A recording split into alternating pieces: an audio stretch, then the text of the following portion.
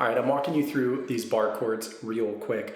I've included some diagrams for you just to show you. We've got two main kinds that we use. These are the most popular. There's 5 types overall. I go into all this in the Cage course, but the ones we use most often where we're actually playing the bar chords and it's not just for mental visualization, we have 6th string root, we have 5th string root. So our 6th string root, we start by barring, and I'm doing this at the 3rd fret across all the strings.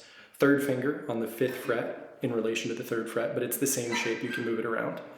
5th fret on the 5th string, 5th fret on the 4th string, and then our middle finger goes on 4th fret of the 3rd string. So the 1st finger is really only covering 6th string, 1st and 2nd. And so this is gonna sound like a G chord, and it's a 6 string root. And so this note here on the 6th string is our root note, so that makes it a G chord. If you play it back here, it's an F. If you play it here, it's an A or an A flat G. Now, if we lift up our middle finger, it turns it into a 6th string root minor chord. And so our first finger is barring strings 1, 2, 3, and 6. And we also have our 5th string root chords. Now, the major one can be a little tricky to play. We're barring across the 3rd fret, only not playing the 6th string.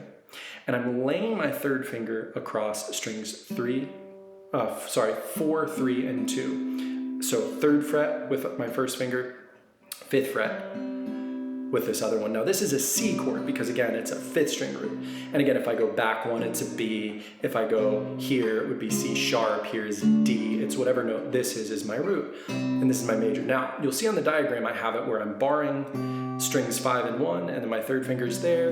And some people actually try to lift up their 3rd finger and do that. I actually don't. I play only the middle 4 strings, and this is my real bar. I'm not trying to hit that 1st string. I think it's too precise to be doing as I'm moving around playing songs. Now, there's a couple other ways to play this one, which is why I'm making this video. You can actually use fingers 2, 3, and 4 to get that top string to ring out if you've got a big stretch between your 1st and 2nd finger. I don't find this super comfortable. I don't play it this way. Typically. You can also bar with your pinky on strings 4, 3, and 2. Now this is actually how I play it most often. I'm only playing the middle strings. I'm ignoring the thinnest string. I'm just letting it be muted.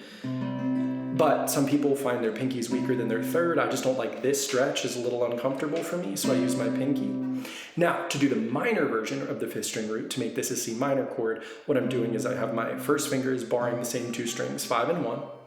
Then I've got my ring finger on 5th fret of the 4th string, pinky 5th fret of the 3rd, and then my middle finger on 4th fret of the 2nd string. Now you'll notice that the minor version of the root 5 and the major version of the root 6 look really similar. And that has to do with that tuning we were talking about during the Q&A of our B string being a little weird. Mostly, I hope you understand kind of how to find the roots, how to move these guys around, and get started practicing them.